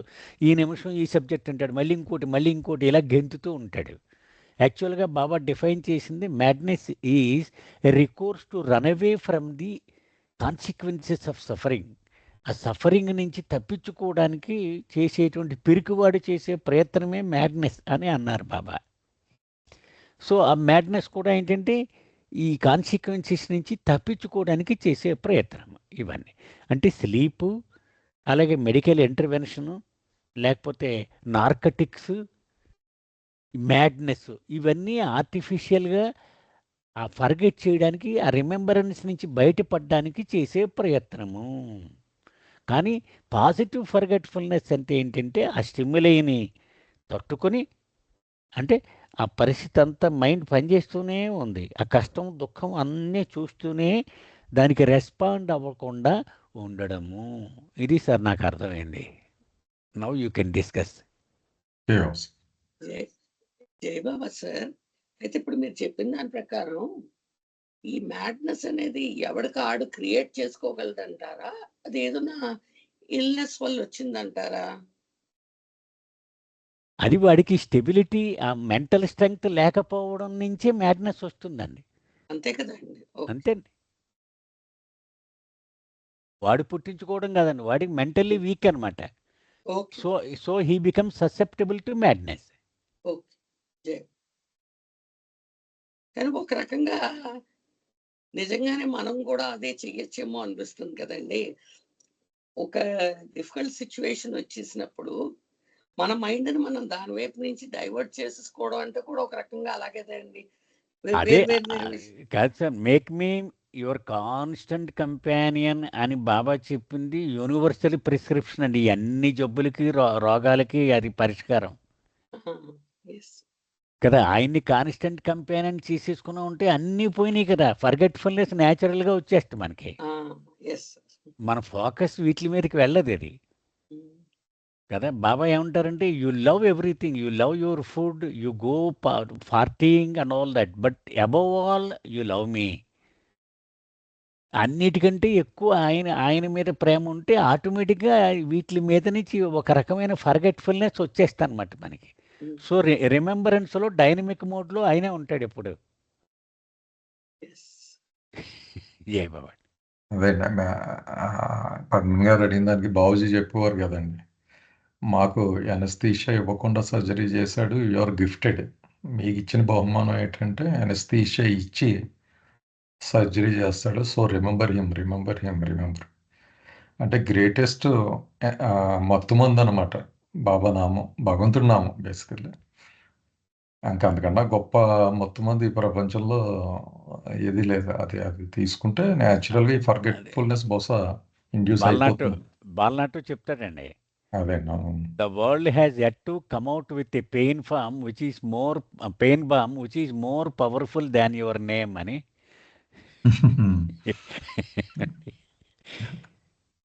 అది ఇంపాసిబుల్ లేదనమాట. ఆయన నామంలో మునిగిపోయినప్పుడు దాటి వెళ్ళే ఇంకా పెయిన్. ఇప్పుడు మీరు చెప్పింది రాజుగారు ఇందాక మెహర్ కుమార్ గారు అడిగిన క్వశ్చన్ కూడా జవాబు ఇచ్చేస్తుంది. ఈనాళ్ళు మనం చేసిన నామం అది అక్కడ అప్పుడు టక్మని ట్రిగర్ అవుతుంది అనమాట అండి అని నాకు అనిపించింది. ఇట్ విల్ బి స్టోర్డ్ అనమాట అండ్ ఇట్ విల్ యాక్ట్. అది ఎప్పుడో అవసరం అవుతుంది వెంటనే యాక్ట్ అయిపోతుంది అన్నట్టుగా అనిపించింది ఇప్పుడు మీరు చెప్పిన దాన్ని బట్టి.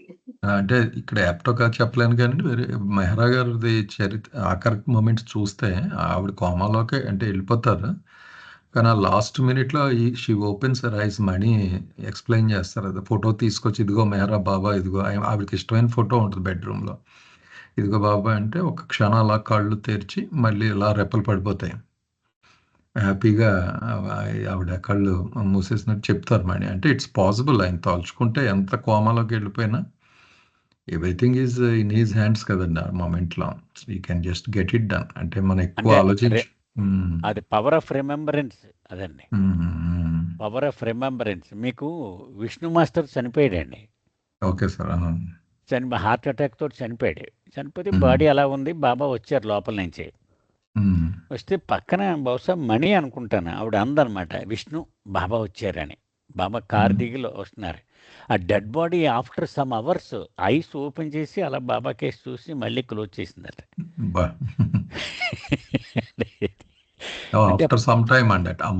ఆఫ్టర్ సమ్ అవర్స్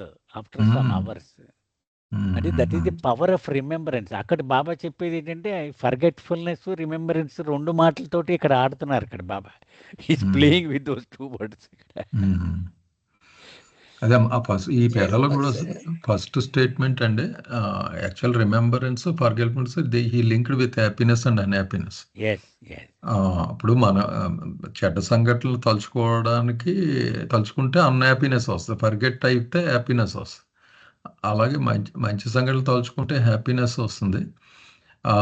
కానీ ఏదైనా టోటల్గా ఫర్గెట్ఫుల్నెస్ అనే టెక్నిక్తో వీ కెన్ ఓవర్కమ్ అన్నది బేసిక్గా ఇందులో చెప్తున్నారు అనమాట. అదే ఫర్గెట్ఫుల్నెస్ అంటే షిఫ్టింగ్ అవర్ ఫోకస్ కదండి. ఫోకస్ అండి. ఓకే, మీరేదో అంటున్నారు. చెప్పచ్చు చెప్పకూడదు. రాజమండ్రిలో బోస్ గారు ఆయన లాస్ట్ మూమెంట్స్ లో ఈ వెంట ఇంటూ కోమా అంటండి. అంటే ఐ హర్డ్ అంతే చెప్పడం అందరూను. ఏ మూమెంట్ లేదట, but just his last moment lips ఇట్లా మూవ్ అయ్యాయటండి. అది అంటే మనం అనుకోవడాన్ని బట్టి ఆ బాబా అన్నట్టుగా లిప్స్ మూవ్ అయ్యాయట అండి. అంటే అది బాబా చెప్పినట్టు I will be working behind you అన్నారు కదా, నేనే నీ చేత పలికిస్తాను అని. ఏ మూమెంట్ లేని వాళ్ళకి ఆ బాబా అన్న వాయిస్ రాకపోయినా లిప్ మూమెంట్ వచ్చిందంటే నేను విన్నానండి. జై బాబా. జై బాబా. ఓకే, నెక్స్ట్ దానికి వెళ్దామండి. ఇంకా 15 minutes ఉందండి. అమ్మ రాధ గారు జై బాబా అండి. Positive forgetfulness then is the cure, and it is steady cultivation develops in a man that balance of mind. ఇక్కడ పై పేరాతో కంటిన్యూ చేస్తున్నారు. పై పేరాలో మనకి ఏం చెప్పారు, ఈ మాదక ద్రవ్యాలను వినియోగించడం లేదా ఈ నిద్రను లేక పిచ్చితనాన్ని వివిధ స్థాయిలో కృత్రిమంగా ప్రేరేపించడం, ఇలాంటివన్నీ కూడా ఆ జ్ఞాపకాన్ని అధిగమించడానికి ఇవన్నీ ఒక నెగెటివ్ వేస్, ప్రతికూల మార్గాలే అని చెప్పారు. కానీ ఈ పాజిటివ్ ఫర్గెట్ఫుల్నెస్ అంటే ఈ సానుకూలమైనటువంటి ఈ మరుపే అసలు చికిత్సకి మరిపే చికిత్స అవుతుంది అనేది చెప్తున్నారు. దానివల్ల ఏమవుతుందంటే నిలకడైనటువంటి అభ్యాసము, అంటే అటువైపు ఏదైతే డిటాచ్మెంట్ అనేది ఏదైతే ఉందో అది ఆ నిలకడైనటువంటి అభ్యాసం మానవునిలోని ఈ మానసిక సమతుల్యతను అభివృద్ధి చేస్తుంది. ఏది ఈ సానుకూలమైన పాజిటివ్ ఫర్గెట్ఫుల్నెస్ అనేది నిలకడైనటువంటి ఆ సమతుల్యతను అభివృద్ధి చేస్తుంది అనేది ఇక్కడ చెప్తున్నారు. ఆ మాదక ద్రవ్యాలు అలాంటివన్నీ కూడా ప్రతికూల మార్గాలు, కానీ అనుకూలమైనటువంటి మార్గాలు ఏంటంటే ఈ పాజిటివ్ ఫర్గెట్ఫుల్నెస్ అవుతుంది అనేది చెప్తున్నారు. which enables him to express such a noble traits as a charity, forgiveness, tolerance, selflessness and service to others. ఈ సానుకూలమైనటువంటి ఈ పాజిటివ్ ఫర్గెట్ఫుల్నెస్ అనేది ఏంటి అభివృద్ధి చేస్తుందంటే ఈ సమతుల్యత అనేది మన ఒక వ్యక్తి నుంచి దాతృత్వం, ఈ చారిటీ, అలాగే క్షమాగుణం, ఫర్గివ్నెస్, అలాగే సహనము, అలాగే నిస్వార్థ సేవ మరియు ఇతరులను సేవించడం అనేటటువంటి ఈ ఉత్తమమైనటువంటి గుణాలను వ్యక్తం చేయగలిగేలా చేస్తుంది ఏదంటే ఈ పాజిటివ్ ఫర్గెట్ఫుల్నెస్. అంతేగాని నెగిటివ్ వేస్ అనేవి ఈ రకమైనటువంటి గుణాలని అభివృద్ధి చేయదు అనేది ఇక్కడ చెప్తున్నారు. One who is not equipped with this positive forgetfulness became a barometer of his surroundings. ఇక్కడ ఇంకేం చెప్తున్నారంటే ఈ సానుకూలమైనటువంటి ఆ మరుపుని సమకూర్చుకోలేకపోతే అతడు ఏమవుతాడంటే ఆ పరిసరాలకి భారమిత అవుతాడు అంటున్నారు. అంటే భారమిత అవ్వడం అంటే ఏంటంటే ఇక్కడ ఫర్ ఎగ్జాంపుల్ మనం ఆ పరిస్థితులను అనుకూలంగా ఆ పరిసరాల ప్రభావానికి, అంటే ఇప్పుడు ఫర్ ఎగ్జాంపుల్ అక్కడ బాధే వచ్చిందనుకో ఆ రకంగా ఆ బాధలో మునిగిపోవడం, లేదంటే ఆనందమే వచ్చిందనుకో ఆ ఆనందంలో మునిగిపోవడమే జరుగుతుందే తప్ప ఈ సానుకూలమైనటువంటి మరుపు వచ్చినప్పుడు ఆ బాధ అయినా ఆనందమైన రెండింటిని ఒకే రకంగా తీసుకోవడం అనేది జరుగుతుంది. అలాగే ఈ సానుకూలమైనటువంటి మరుపు వస్తే ఆ రకంగా జరుగుతుంది. కానీ ఈ నెగిటివ్ వేస్ అన్నాం కదా, ప్రతికూల మార్గాలు ఏ క్షణంకి ఎలా ఉంటే ఆ క్షణంకి మారిపోతే, అంటే ఆ రకంగా ఈ పాజిటివ్ ఫర్గెట్ఫుల్నెస్ సమకూర్చుకోలేకపోతే తన పరిసరాలకి ఆ భారమిత అయిపోతాడు. ఆ రకంగా మౌల్డ్ అయిపోతూ ఉంటాడు. బాధ అయితే బాధ, ఆనందం అయితే ఆనందమే, కానీ అది నిజమైనటువంటి ఫర్గెట్ఫుల్నెస్ కాదు అనేది ఇక్కడ చెప్తున్నారు. His voice is disturbed by the slightest whisper of praise or flattery, and by the faintest suggestion of slander or criticism. అదే ఇప్పుడు ఈ భారమిత అయిపోతారని అని చెప్తున్నాను కదా. బారోమీటర్ అంటే అతడు ఇప్పుడు అత్యంత చిన్న ప్రశంస వచ్చిన ఆ పొగట్టుకి పొంగిపోవడం, లేదంటే చిన్నది ఏదైనా ఒకరు ఎవరైనా నింద చేస్తే ఆ నింద లేదంటే విమర్శ ఇచ్చిన అలాంటి వాటికి ఎమోషన్ అయిపోవడం, అంటే ఆ సమత్వాన్ని ఏమవుతుంది కోల్పోతాడనమాట. ఎవరైనా పొగిడితే పొంగిపోతుంటాడు, లేదు నిందించారనుకోండి కృంగిపోవడం అనేది జరుగుతుంది.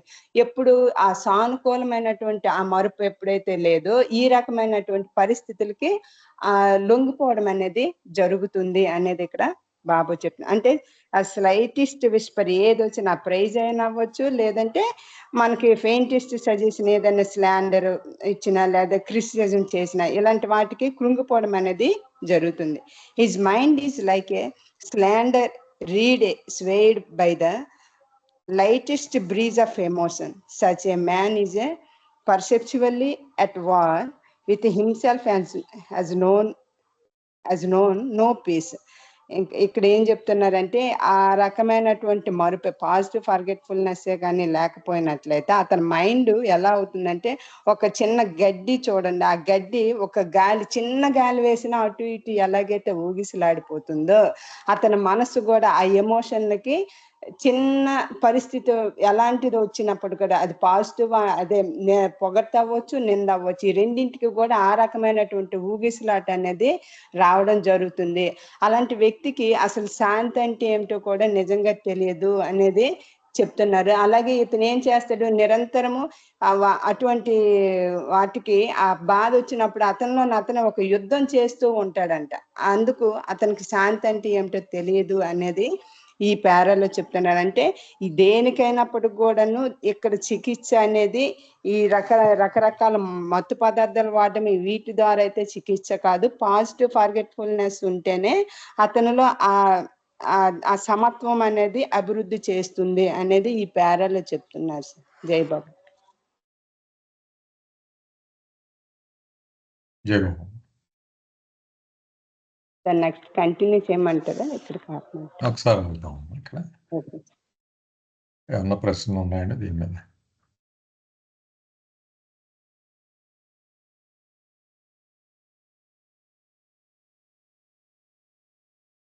చారిటీ ఏ రకంగా పాజిటివ్ ఫర్గెట్ఫుల్నెస్ అవుతుందో,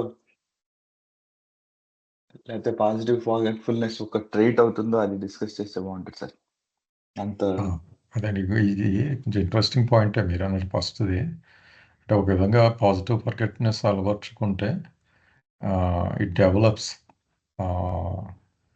balance of mind which enable, అంటే ఒక విధంగా బ్యాలెన్స్ ఆఫ్ మైండ్ సాధిస్తే అండి మనకి యాక్చువల్ బై నేచర్ అన్నీ మంచిగా చేయాలని ఉంటుంది. ఇప్పుడు ఈ చెప్పిన క్వాలిటీస్ అన్ని charity, forgiveness, tolerance, selflessness, service, special offers. కానీ ఎందుకు చేయాలంటే మనం ఈ డిస్టర్బెన్స్లో ఉంటాం డైలీ స్ట్రగుల్లో. మన సమస్యలతో మనం కొట్టుమిట్టాడితే అసలు వీటి మీద మనకు దృష్టి మళ్ళదు. బహుశా నేను అనుకోవడం ఏంటి, ఈ పాజిటివ్ ఫర్గెట్ఫుల్నెస్ వచ్చేటప్పుడు ఆ బ్యాలెన్స్ ఎప్పుడైతే వచ్చిందో న్యాచురల్లీ మనకు ఆ క్యాపబిలిటీ, అంటే ఆ ఫోకస్ కూడా ఉంటుంది వీటి మీద.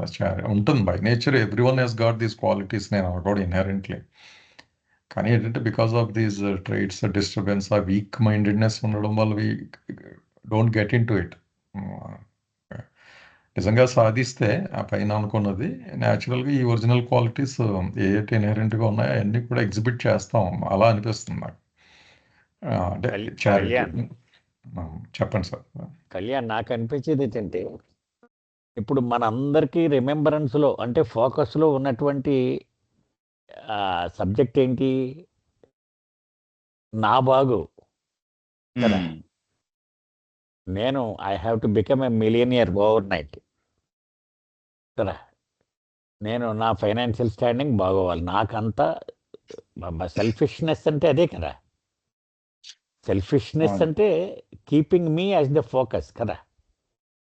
అది ఎప్పుడైతే ఫిజికల్ ఫర్గెట్ఫుల్నెస్ ద్వారా మనం అదే పాజిటివ్ ఫర్గెట్ఫుల్నెస్ ద్వారా దాన్ని కనుక పక్కన పెట్టేయగలిగానుకో, you're able to give a charity.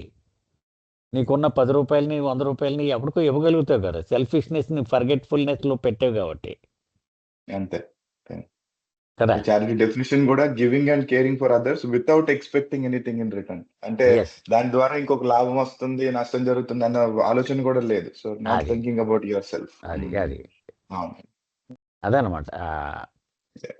అంటే నాకు, నేను, నాది అనే స్వార్థం ఎప్పుడైతే ఫర్గెట్ఫుల్నెస్లోకి వెళ్ళిపోయిందో, now you can give charity, you can forgive somebody కదా. అలాగా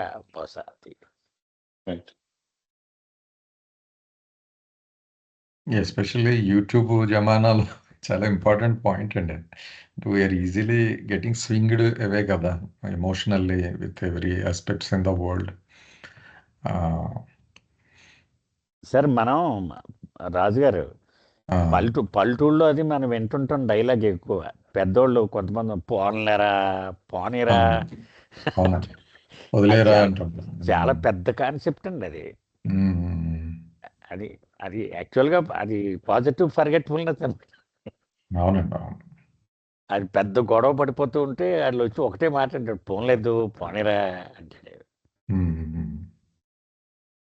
యాక్చువల్గా ఆ ఫోకస్ని దాని నుంచి పక్కకి పెట్టేయడం అనమాట.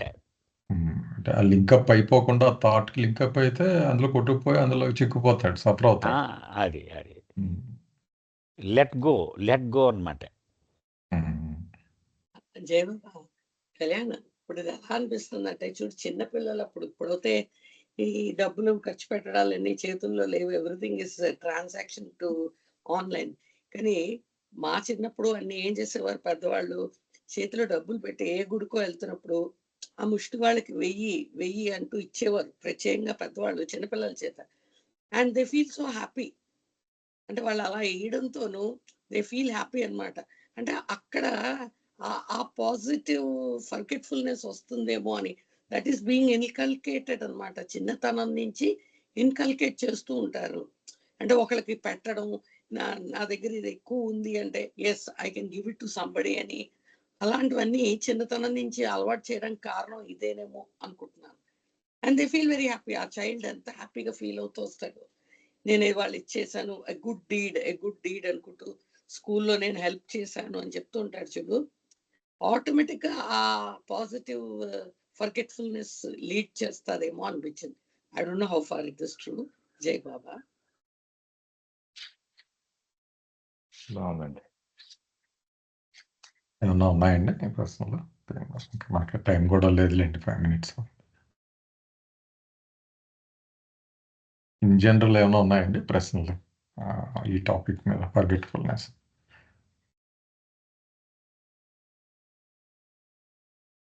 ఇది సమ్మప్ చేద్దాం రాజు గారు, ఇది చేయలేదా?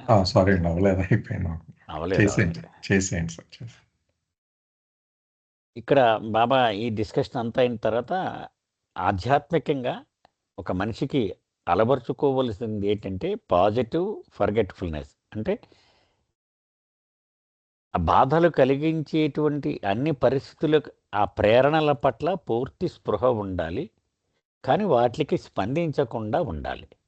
అది పాజిటివ్ ఫర్గెట్ఫుల్నెస్. అదే మందు అని చెప్తున్నారు బాబా. ఎందుకని? ఇతనిలో ఉత్తమమైనటువంటి లక్షణాలు బయటకు వస్తాయి. ఇది ఉదారత అంటే చారిటీ ఇవ్వడము, క్షమించే గుణము, సహించేటువంటి గుణము, నిస్వార్థత, ఇతరులను సేవించడం, ఇవన్నీ వ్యక్తమవుతాయి. అయితే ఎవడైతే ఈ పాజిటివ్ ఫర్గెట్ఫుల్నెస్ లేదో వాడిని చాలా సులభంగా మనము డయాగ్నైజ్ చేసేయచ్చు అని చెప్తున్నారు బాబా. ఎందుకని వాడు పరిస్థితులను బట్టి ఆటోమేటిక్గా వాడు స్పందించేస్తూ ఉంటాడు. వాడు చెరబుర్లు ఆడుతున్నాడంటే పరిస్థితులు బాగోలేదని అర్థం. సర్రమనే కోపం వచ్చేస్తుందంటే వాడికి వాతావరణం బాగోలేదన్నమాట పరిస్థితులు. సో ఆ పరిస్థితులను బట్టి ప్రభావం కనపడుతూ ఉంటుంది వాడి మీద. అది ఏది పాజిటివ్ ఫర్గెట్ఫుల్నెస్ లేకపోతే కనుక, అంటే నిబ్బరం అనేటువంటి జాడ కూడా వాళ్ళు కనపడదు. ప్రతిదానికి వాడు రెస్పాండ్ అయిపోతూ ఉంటాడనమాట. అది అంటే చిన్న పొగడతో వచ్చిన వాడు మురిసిపోతూ ఉంటాడు వాడు. అలాగే చిన్న విమర్శ చేసిన వాడికి కోపం వచ్చేస్తూ ఉంటుందన్నమాట. అంచేత వాడు నిత్యము ఒక సంఘర్షణలో బతుకుతూ ఉంటాడు. అంచేత వాడికి శాంతి అనేటువంటిది కరువైపోతుంది. అంటే పాజిటివ్ ఫర్గెట్ఫుల్నెస్ ఏ గుణాలని, అదే ఏ సాయం చేయగలదు, ఏ నష్టం చేయగలదు అనేది చెప్తున్నారు బాబా దీనిలో. Yes sir. జయబాబు సార్, ఏమన్నా ప్రశ్నలు ఉన్నాయండి? అయితే సార్ చాలా చిన్న టాపిక్లా ఉంటుంది కానండి, వెరీ అంటే whole spirituality is linked with this అనిపిస్తుంది. అంటే మనం వచ్చింది సత్యాన్ని మర్చిపోయి ఫర్గెట్ఫుల్నెస్లోకి వెళ్ళిపోయి ఆ సత్యాన్ని రిమెంబరెన్స్లోకి తెచ్చుకున్నాం. మళ్ళీ బాబా వచ్చి చెప్పేది ఏంటంటే ఈ కల్లోకి వచ్చి మనం ఏదైతే నేను రిమెంబరెన్స్ పెట్టుకున్నా దాన్ని మర్చిపోయి ఫర్గెట్ఫుల్నెస్లోకి వెళ్ళి సత్యాన్ని రిమెంబర్ చేసుకో అంటే ఆయన నేమ్ అనే ఒక అది ఇచ్చి, అది ట్రూత్గా రిప్రజెంటేషన్ కదా, దాన్ని గుర్తు తెచ్చుకో. అంటే సింప్లిఫై చేసి చూడాలంటే is whole game is about forgetfulness and remembrance మధ్య జరిగేది రివర్స్ చేసుకోవడం అనమాట ఈ లైఫ్లో మన.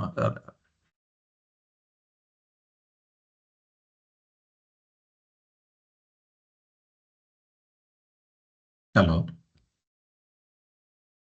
ఎస్ సార్, అంతేనండి. ఏమైనా ఉన్నాయండి? 1 minute ఉంది, లేకపోతే క్లోజ్ చేద్దాం కాల్.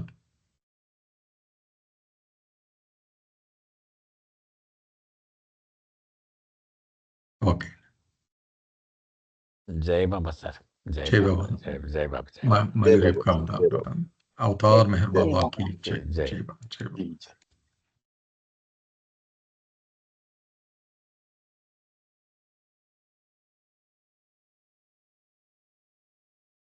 జై బాబా, జై బాబా, జై బాబా, అందరికీ జై బాబా. जय बाबा. జై బాబా అండి. అవతార్